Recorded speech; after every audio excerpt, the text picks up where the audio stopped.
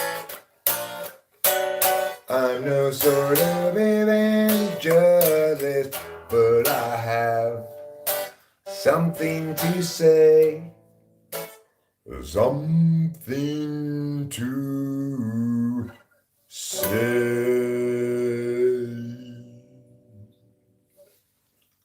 And that something is I'm done playing the guitar. For now, not forever. I'm not quitting playing the guitar forever, but I need to stop now because now that Tiffany got her new arm, she wants to play the guitar. Yeah, doll. This arm already knows how to play the guitar. Where'd you get that arm, Tiffany? I found it. Oh, this guy. I saw that, and now this arm belongs to me. Is that a robot hand? Yes. I have the powers of R2D2. I can plug into anything and hack it with this robot hand. Well, pretty cool, Tiff. Good job. Thanks. So Tiffany's pretty happy.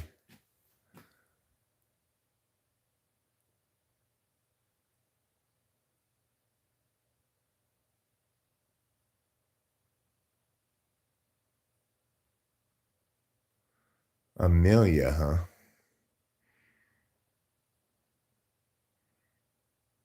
Lobster pinchers.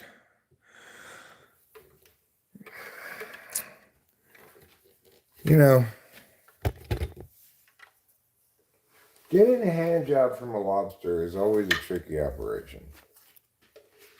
It's true. It requires a level of sexual expertise that most people don't have. But if you are seductive enough and you can really, really woo the lobster, you can successfully get a hand job from a lobster.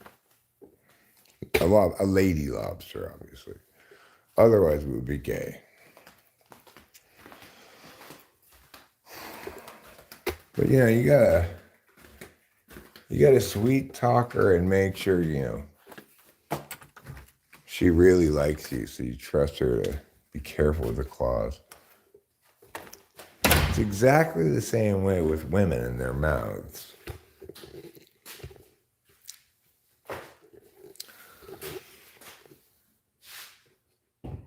You gotta make sure the mouth you're putting your penis into is not going to bite it off. Just like with lobster claws. It's just a matter of wooing them properly. With time, effort, love, companionship, etc. It's possible for a man to trust a woman so much he's willing to put his penis into her biting thing.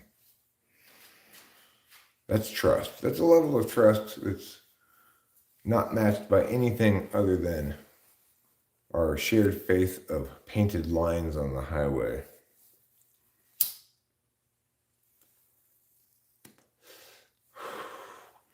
Now that I drive on a lot of two-lane roads, in fact, exclusively two-lane roads mostly, I'm struck more often by the cool insanity of people driving. People going 55, 60 miles an hour on a two-lane road. Other people going the same speed the other direction. The only thing separating us is a painted dotted line in the middle of the road. And everybody has complete faith that there's not going to be any problems.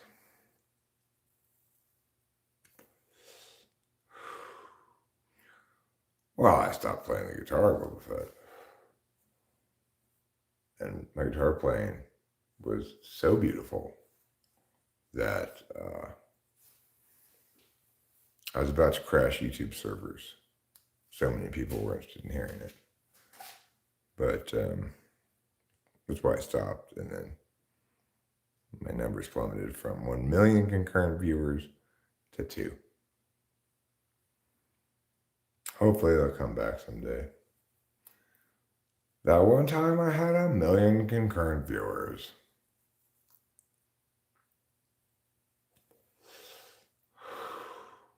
I've never had 1 million concurrent viewers before. I've never even had 1,000 concurrent viewers before. I have had, I believe, 100 before on one or two occasions, but um, it would have had to be in the middle of some big drama, right? That a lot of people were interested in.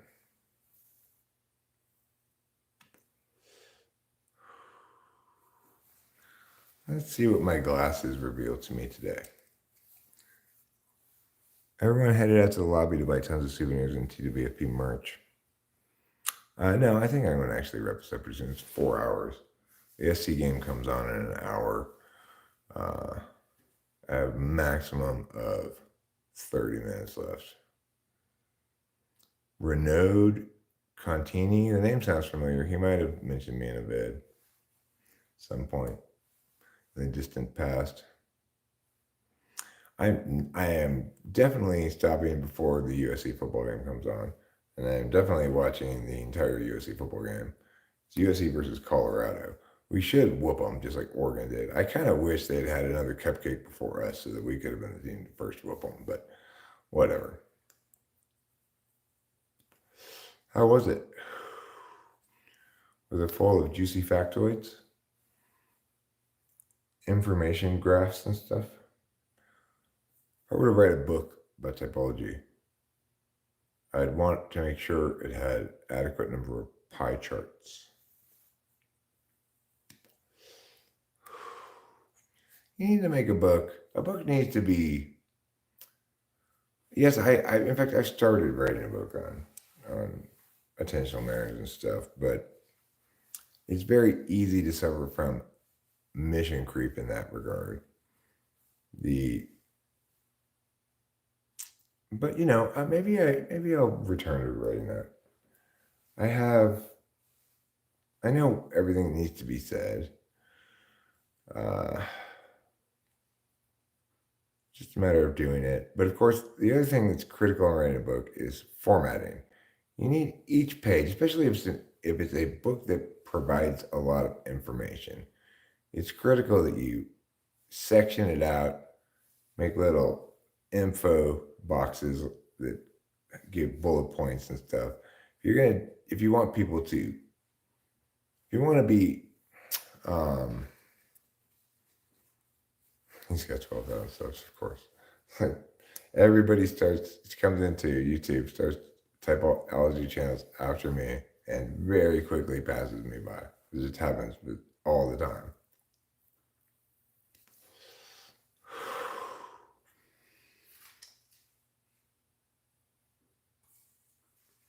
Anyway, I would like to read that book. I guess that's probably the clearest potential project that I have in mind that I might potentially work on, which probably makes it the best thing for me to work on because I've already begun and I know its scope and the size of the thing before I actually begin writing it. And I have a basic gist of how it's going to be laid out, et cetera, et cetera. It fits in with existing stuff. It's a good idea to work on that if I'm going to work on anything, Right now, though, I'm going to work on going poo. I'll work on pooing. You guys work on thinking about how you can better promote me on the internet. Are you doing enough as it is to promote me? That's really the question. How many views do I have total, Winston-Bone? He joined in 2006. That's a long time ago, actually. How long has he been making videos? The Infinite Castle?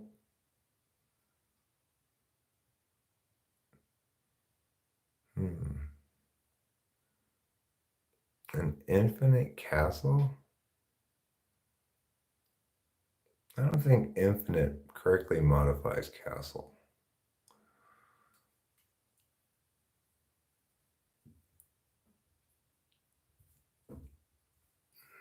Wow, I have almost 5 million views. It's pretty good. I have more than 2 weeks worth of Simpsons views as it currently gets viewed. Apparently gets 2.1 million views a week per episode, basically. So my more or less 10 years of actively making videos, because I really didn't start making videos till like 2014. Um, so my more or less 10 years of active video making has produced approximately 475,000 views a year. That's not all bad, you know? That's nothing to be ashamed of exactly. Almost 5 million views. It only took me almost 8,000 videos to get there. I mean, I'm actually not sure how many videos I have, because I'm not sure if they count all streams and everything as a video or not. I suspect that they must be not including some of the videos that I have, because it seems to me I should have more than 8,000 videos. I mean, like, even if I just averaged 3 videos a day over the course of my 10 years, I would have more than 8,000 videos uploads. So it only concludes uploads, I guess. Like Mindy's Club has almost 1,000 videos. So the idea that this only has 7,465, it just seems incorrect to me. If it's just uploaded videos, not including shorts or live streams, then it makes sense. But Minnie's Club is shorts only, basically, and it it counts that as 1,000 videos. I guess maybe my singing earlier might have woken up Rachel. She might be a little miffed with me accordingly. Yeah. At least I didn't plug in the guitar. One day when she was sleeping, I plugged in one of the instruments, and she was a little mad at me about that. For going electric too early.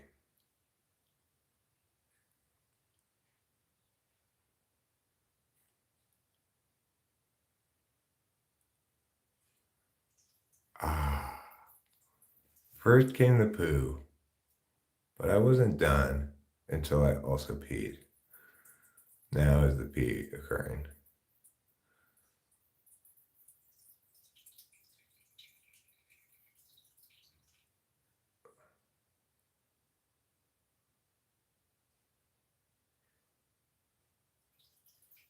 It's crazy that Mindy's Club has almost 700,000 views.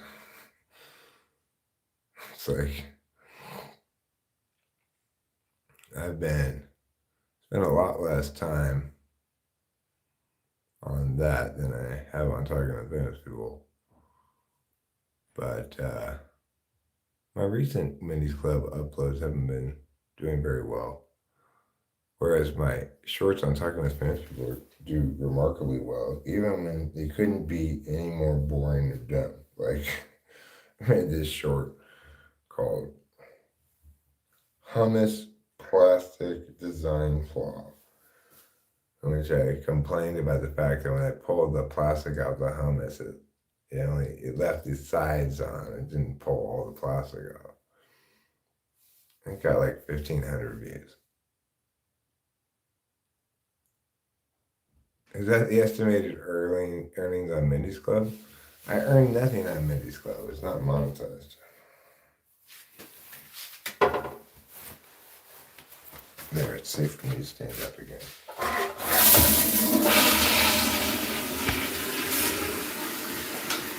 What are the estimated yearly earnings for Target Film People?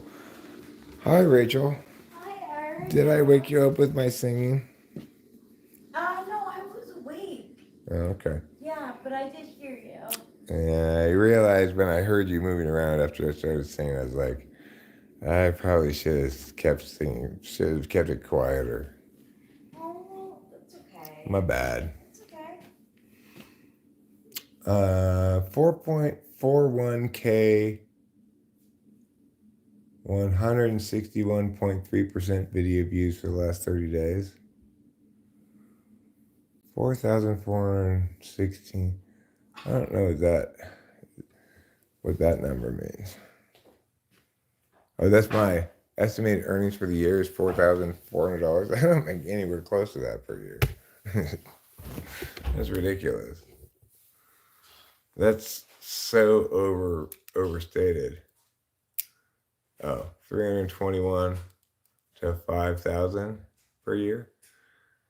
Um, yeah, that's more in the ballpark.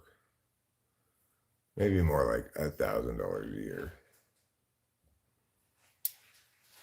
At least this channel's monetized. We'll see how shorts impacts earnings. I haven't looked at my analytics in God knows how long. I don't bother looking at analytics because nothing ever changes. Why bother? I'll just note in the content section how new videos are doing, but I don't look at analytics at all. Estimated monthly earnings 27 to 428. Yeah, let's see what my earnings were last month.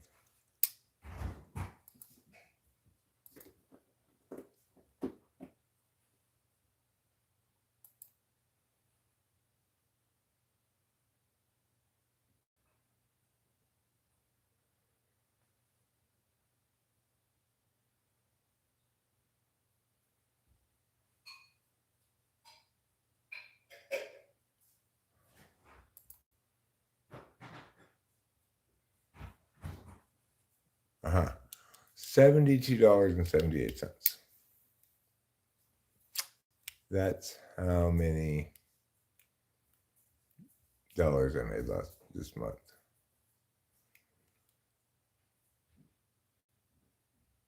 So this past month I got 108,000 views, which was 200% more than usual because I uploaded a lot of shorts. So, what does that say? I couldn't see it in time.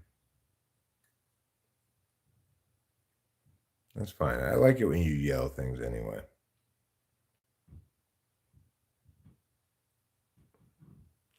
What's 4416K? I don't know what that means.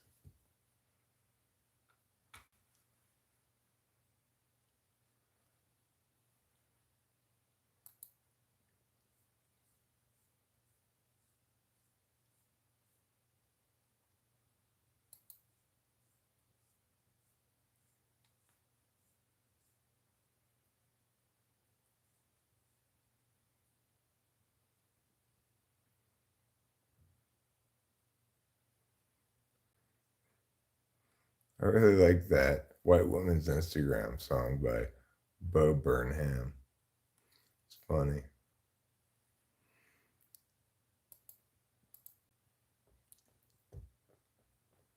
I received 2 copyright notifications or copyright claims, which are not copyright strikes. One was for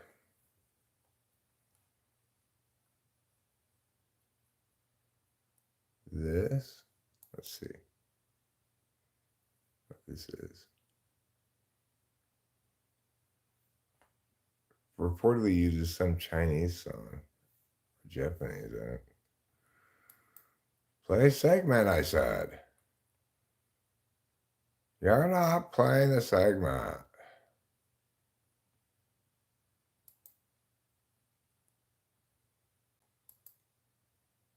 Hmm. Well, maybe I'll do that later.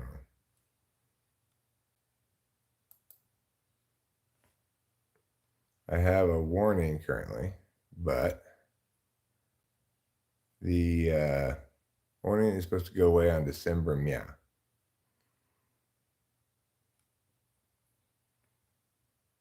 So linking changes on YouTube. What are the linking changes? Let's see.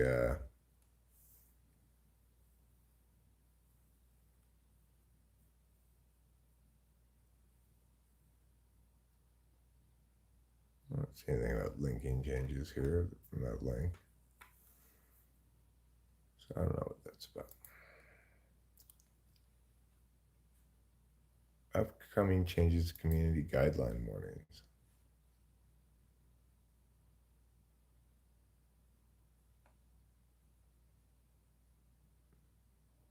Expires 90 days after I completed the training. I completed the training.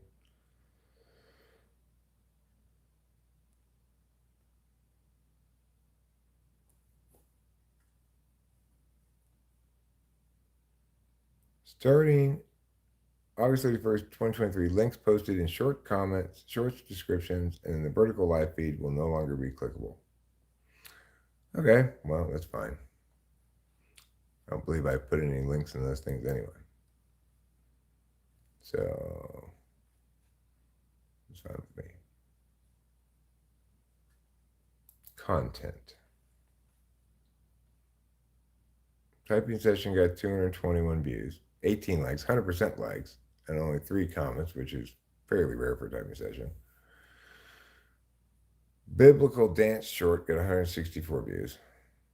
Horrible band name short got 409 views.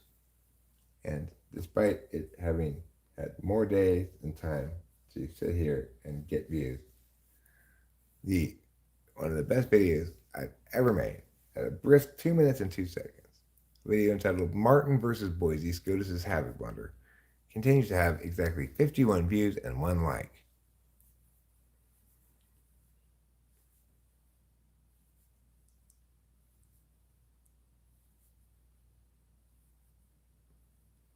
Well, I don't know what other category I'd better be put in. I mean, I want to be put in the actual category I'm in.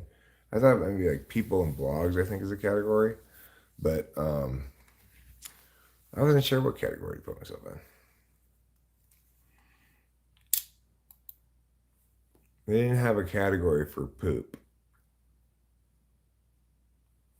Can you put me in the poop category, please? Well, because, that's where I'm properly categorized, I guess. Mostly poop. If there's anybody here, Johnny come latelys, you might call them, who wasn't here for the tarot card per person thing I did earlier, and you'd like a single tarot card for yourself, let me know now. Rachel, I could redo yours. I did one for you while you were asleep. If you're listening to this live stream, which you might not be, you might be listening to some sort of tarot thing. You like to listen to those, pick your cards. You could be listening to some lady tell you about makeup or what season your fashion is or something like that. I'm mostly in autumn, but I've got winter undertones. Oh, but Kitty, what season are you? What season? Are you the season of feline fantasticness? Yes. It's the time for the season of loving. Oh, yes. Daddy knows and he loves. Yes.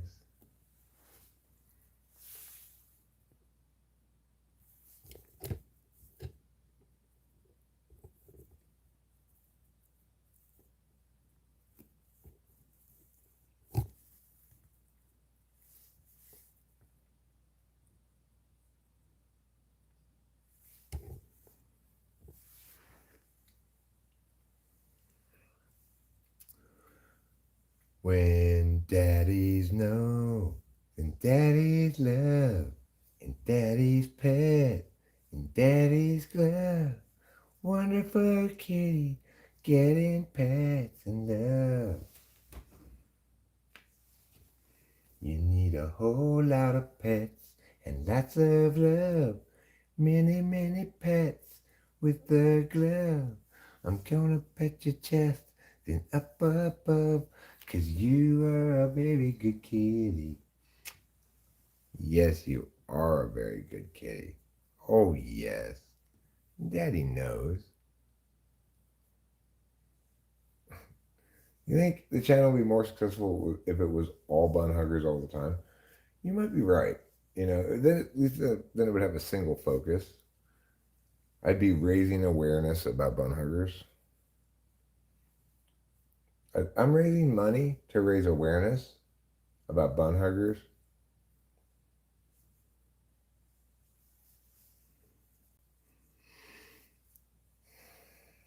I see. And how do you plan to use this money you get from us to raise awareness about bun huggers? Well, it'll pay my salary, and my job is to speak about bun huggers relatively frequently in a positive light. Plus, I'm beginning to promote my planned White Ribbon Week, in which we all wear white ribbons to raise awareness about bun huggers. Please fund me on my GoFundMe page. I'm hoping to raise $4 million. Yes, there's a squirrel out there, and you can see the squirrel through the window. And now you're no longer interested in pets. That's fine. I was getting tired of petting you anyway. Yeah, don't get large bun huggers. You might as well just call those bun social distancers instead of huggers, you know. You're never gonna hug your buns with those extra large ones, hon. No, you gotta get extra small. Then it hugs it in real tall. Tall doesn't really make sense there, though. Well, then ignore all of that and just remember this. Just like holsters holster your guns, underwear is for hugging your buns. That's the slogan that I wrote for the Bun Hugger Advisory Council, and it's what's on all of our posters and stuff. So,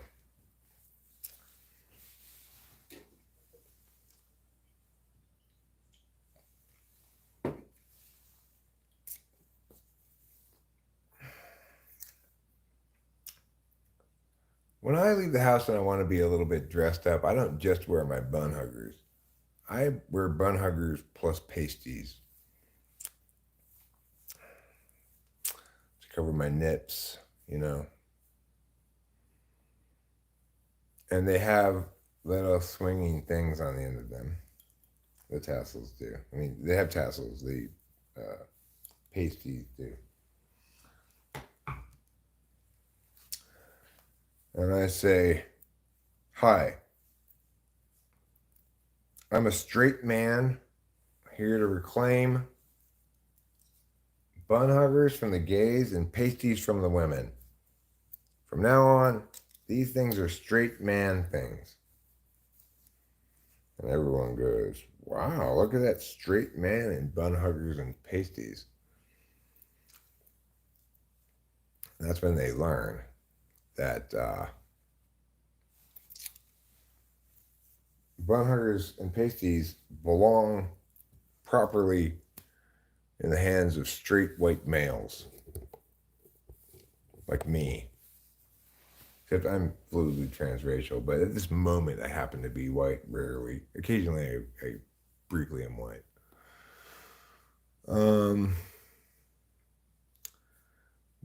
Beyonce held a party and asked everyone to dress in silver. The idea was to be a giant disco ball. Hmm. And then someone showed up wearing blue and was beaten to a bloody pulp by Beyonce's crew. Appropriately. Because how dare they? Where's. Where? There it is. It was over there. That's where it was. What was it? This thing. This is what I was looking for. Now, away we go. Remember to keep your hands, feet, and head inside the vehicle at all times.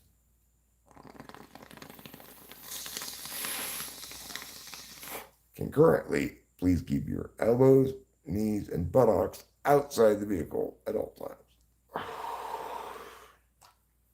My new invention called Twister Car. In order to get it to go,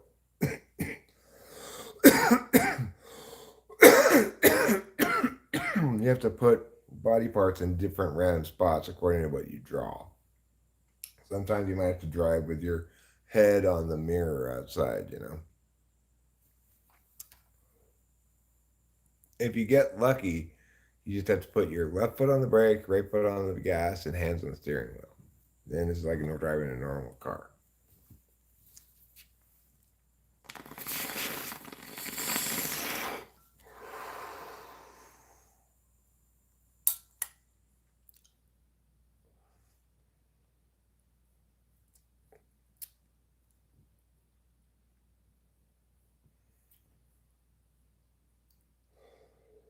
Which reminds me, I need to start marketing my new invention, Penis Wallet. It's basically a cash purse with a zipper on it that clips onto your dong. Now you don't have to worry about having things in your pocket, you know. It's got an optional attachment for your keys. You don't even need to have pockets in your pants anymore. You just walk around with your dong and your wallet. I mean, your wallet on your dong, your keys on your dong, maybe your cell phone in a pocket, cigarettes in a pocket, you know. Then when it comes time to pay for something, you just reach down your pants, unclip the wallet from your dong. You're less likely to get it stolen. You know. So, obviously, working hard with the as seen on TV people to market that right now, along with a couple of my other inventions. Um,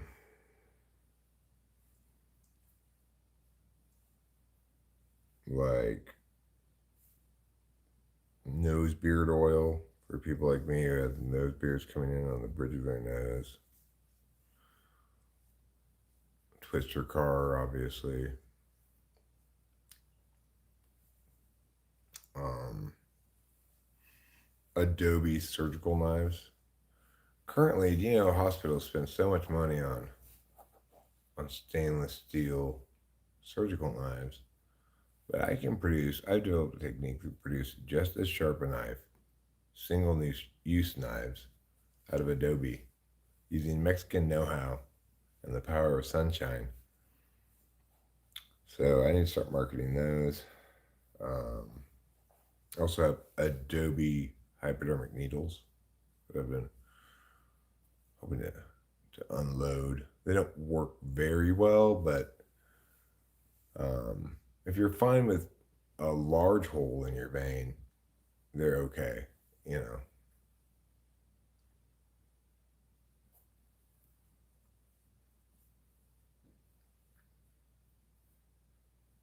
I've developed a lot of accessories for hot air balloons.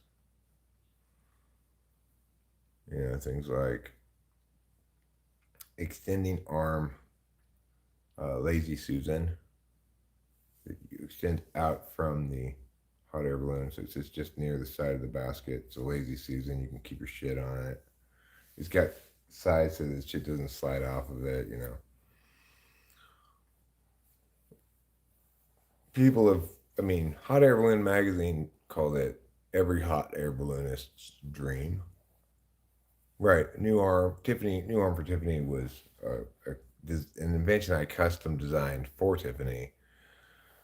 Um, I wasn't sure how I was going to replace her arm until I was at the hardware store the other day.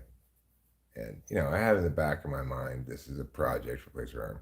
And I saw this black tubing. And I was like, that looks like it would fit exactly into that armhole. Now, I didn't see that exact tubing on the wall where you could get, say, a foot or two cut for you. But I did see it in this pre rolled up 50-foot roll of black tube. And it was only $6.99. So I said, you know, I may not need 50 feet of black tubing to make an arm for Tiffany. But this way, you know, I have plenty of extra tubing for myriad mistakes, arm replacements, multiple ideas, etc. And I attached her arm into her body with caulk. Of course, she kept saying throughout the operation, "Some more caulk on me." So I filled her body full of caulk, which makes her a little heavier, which gives her a little bit better capacity to sit. That's something I anticipated. But also because her arm's only attached with caulk, I could pull it out if I wanted to and replace it with a different arm. Plus, this hand can be replaced. It's a replaceable hand. So let me show you. Now she has no hand. I could replace it with a different hand if I wanted to. I think this is a pretty good hand. But there's a roach clip around here somewhere that looks like it'll fit. I thought when I bought the tube, I thought and probably that roach clip would fit in the end of it as her hand. Now that I look at it, I think that the roach clip's a little bit too big. But if I could find a smaller roach clip at the hardware store, it'd be nice to have her have a roach clip as a hand, because then she could be grabbing onto something. I'm thinking about whether getting my other arm replaced too. No, Tiffany, we're not replacing your other arm. Well, look what I got done with this arm. It's so long.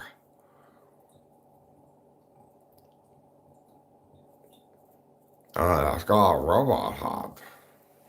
I know, Tiffany, but we're not going to unnecessarily replace limbs. If you lose another limb, that's fine. Like this one isn't even in there tight, right? Like I can move it around. I could easily enough pull it out. But it also doesn't fall out. So it's not really attached with the caulk. I should never be attached to caulk, okay? Then you're just being a bitch. Not that kind of caulk, Tiffany. Talking about CAULK. Are you talking about Macaulay Culkin? No, I'm not talking about Macaulay Culkin. It's a construction material kind of a thing. It's white, kind of gooey. You're talking about what comes out of a cock. No, Tiffany, I'm not talking about semen. Not what I said. I'm talking about the baby. All right, I give up, Tiffany. Yeah, I should have given up a long time ago. You're right.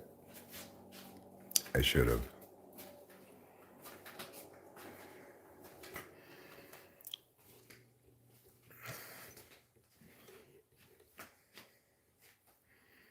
Yeah, Tiffany is.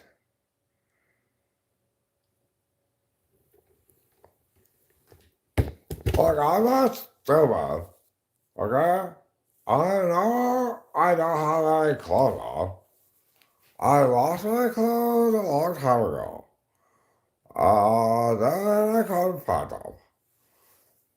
It's just like every day I put on clothes and then I come home, or like somebody would like drop me off.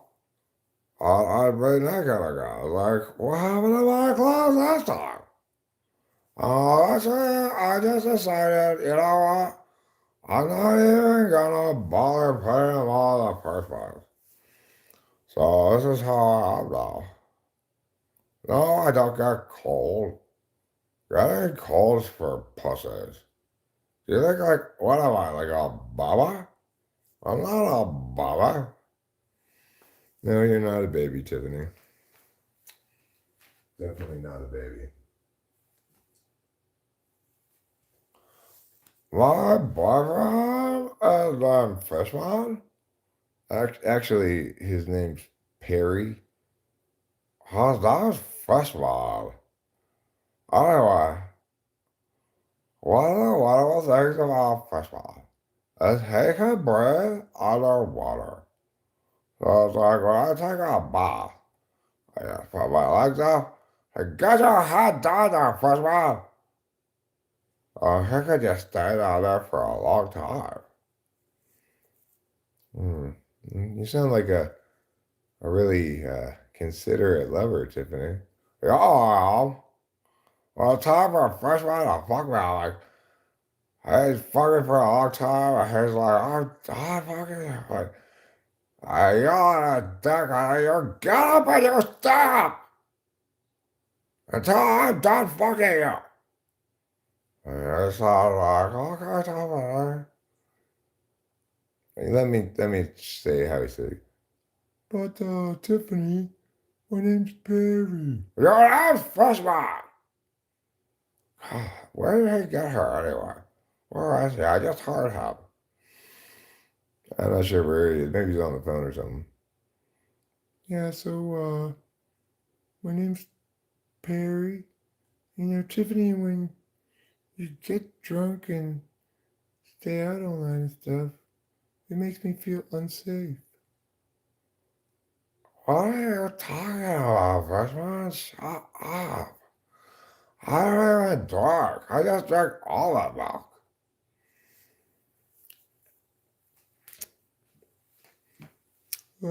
Yeah, Tiffany, but you know, almond milk is actually vodka. It's whatever you call it, okay? It's almond milk. I could use a tall glass of almond milk right now.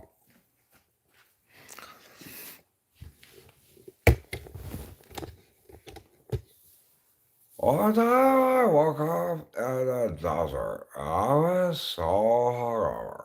But then Dolphin Boy came to my rescue.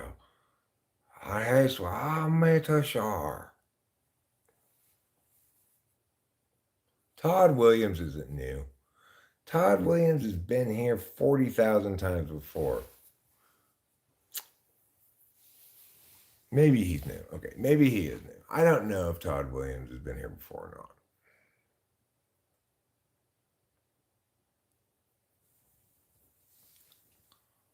Look, all I need is a glass of almond milk and whatever different kind of pills you have. I want to get on Sky Rizzy. I saw a commercial for it. I really want to get on Jardians because those people who take Jardians, they are so busy and happy and stuff, and they like work at the plant store and lift up plants for people. I want to be like Jardians happy. Jardians is for people with diabetes, Tiffany. Well, I want diabetes, huh? How do you get it? Should I just find it and apply the law of finder keepers? You don't want diabetes, Tiffany. It's not good. It's a health problem. But how else can I get Jardians? Don't get Jardians. It's not even a scheduled drug. It's not fun. Okay, well, how about cocaine? Okay, well, you could, I mean, yeah, I get that you want cocaine, but why aren't you gonna be something? Because I don't even know where to get it, and you just have to call around, call people up and like, do you don't want to get any cocaine? Hello, I'm Ark. Oh, you remember my name now. No, I'm just using a random hypothetical that you stupid old Bob. Hello, I'm Joe. Do you have any cocaine? And they say no. You hang up and you dial the next number. Well, why don't you do that, Tiffany? Duh. Because the phone's too big for my dainty little hand.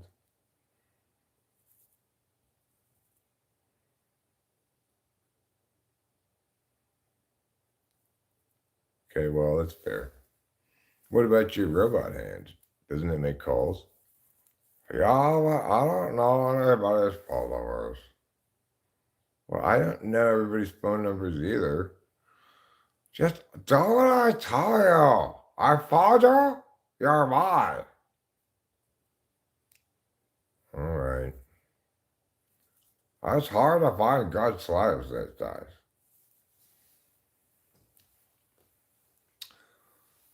So,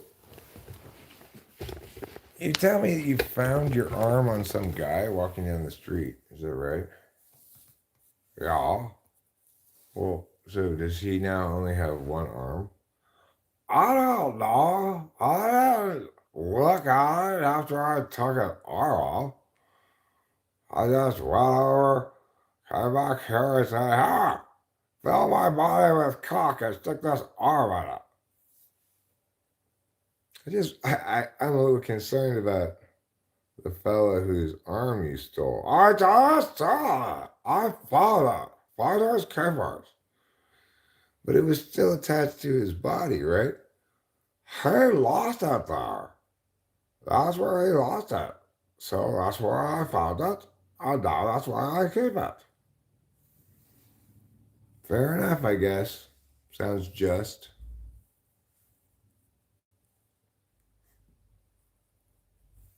Oh, well, yes. My beauty has been marred by this stupid old bot. He put me in this leather thing, this black leather thing for a while, and look at my face. Now it's like I'm dressed up in blackface, like I got up before a minstrel show or something. Only my right arm is dressed up like that. It's not even fake. This is a real black person's arm. So I could go to any like my right arm enjoys BET, but the rest of it doesn't. So I let my right arm watch it after the rest of us go to sleep.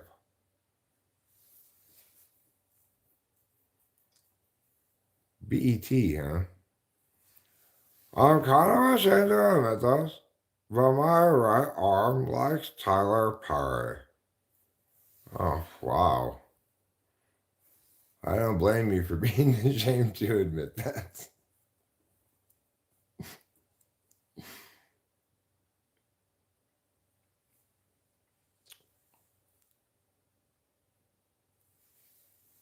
But I finally understood that organization and what they were talking about. You know, Black Arms Matter? I think that was Black Lives Matter, but the reason Black Arms Matter is because some people, like me, have one black arm.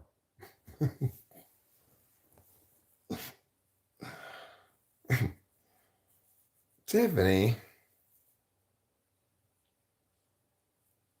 are you sure that's not racist? No, it's not racist. Racist is like, like, I don't like you because you're race. Oh, I see. I hear a lot of people are like, let's say there's like a boy, right? And he likes another boy. I guess it's like, ha! You can't do that. That's homophobic. Um, I think actually that's not homophobic so much as it is homosexual. That's homophobic. Don't say that, you racist.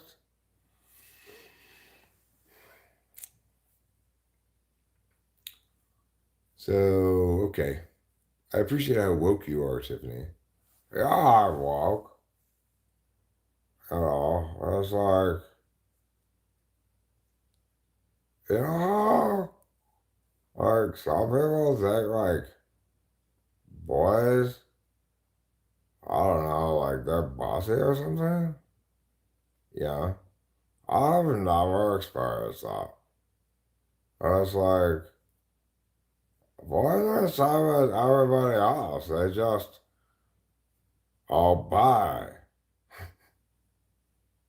Like, look at you. You're a boy. That's true. I am a boy, Tiffany.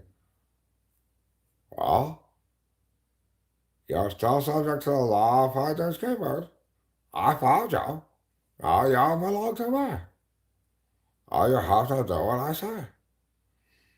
Well, I guess that's true. Sir?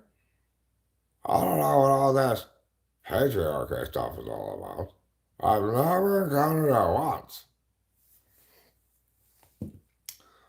It's because you're a bit of a wrecking ball, Tiffany. Nobody can resist the force of your will. Oh, they better not even try. If somebody comes in and let me say, hey, y'all stuck! Oh, it's like, oh, I know what you could do. Maybe. Maybe you could suck my butt. Because obviously, if you're not listening to me, you're just being way too much of a mama. I don't like mamas. Well, that's fair, Tiffany. It's fair. It's fair, just, righteous, and true.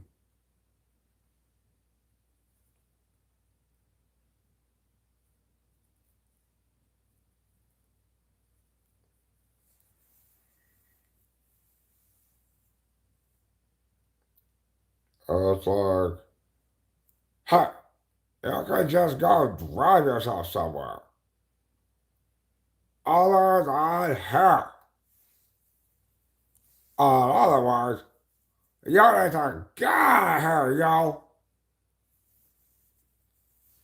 Well, that's pretty tough, Tiffany. It's hard to deny that you are a powerhouse of commands.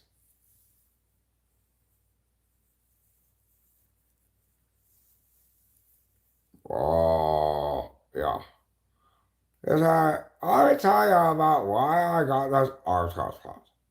So one day, this horrible old man was walking around outside, and it was very cold. And there was all this white foam everywhere, like a giant shaving cream kind of been sprayed all over everything. Then he wanted me to make a video. I was like, hi, it's cold out here. What are you doing? I put me in this cold white cream. And then my arm fell off. Okay, but I didn't make your arm fall off, Tiffany. Yes, you did. You are moving it around. And I was saying that cold white stuff. It broke off. Okay, well, okay. Well, I can see that I have some. Yeah, it's your fault. You're horrible, man. But it's fine because I like this arm better. It's longer. It's got robot functions. Uh, it's black, so I can blend that in the nighttime. an arm called. Also, I like the fact that you had to put all that cock in my body. I feel more hefty now. You feel more hefty to me too, Tiffany. I find I sit down better without falling over. Yeah, I used to fall over a lot. I attributed it to the almond milk. I know, I don't know, because the ground kept shifting over a bed like slanty and stuff. Oh, okay. I don't know why. Do you have any almond milk? I do, but it's in the garage. Go grab me the largest bottle of almond milk you have. All right, I'll have to do that in a minute, Tiffany. Not now is not the time. I fell over. Girls are put me down right. All right, I fall. Okay, there. Um, Now what we have is for you and everybody else one last tarot card pull. Here it is for the day. It's a 3 card pull for the day, for the weekend, for the evenings, for the afternoon. It's a 3 card pull to tell us about our weekend. It begins now and represents possibly the most exciting thing you've ever experienced. Card number 1 is right here. Let's see what card number 2 brings, dear. Card number 2, how do you do? Here you are. Get out of the car. Card number 3, what do we see? When we look at the tarot, G, we're going to flip around. We're going to turn down. We're going to pick the card that's the right one, frown. And then we'll see what the card to be is that is the card number 3. Okay, so there's our 3 cards. Number 1, we got the 7 of Cups. It says on it, imagine, dream, visualize, create. The 7 of Cups. Next card, our second card, we got the Ace of Cups. It says on it, feel, heart open. Also says create. And it says bliss, fun, new beginning, love, joy. And then our last card, we got the Ace of Pentacles. This is increased new money, opportunity, gig, 2 aces, and a 7. That's going to equal a total of 9 or 19 or 20, actually. No, you can't be 20 because then they'd both be 11. But it equals either 9 or 19. So you're going to probably want to stand on that blackjack hand. Don't hit 19. And, if the dealer's showing a face card, you might hit that soft 19. See if you can get a 2 or something.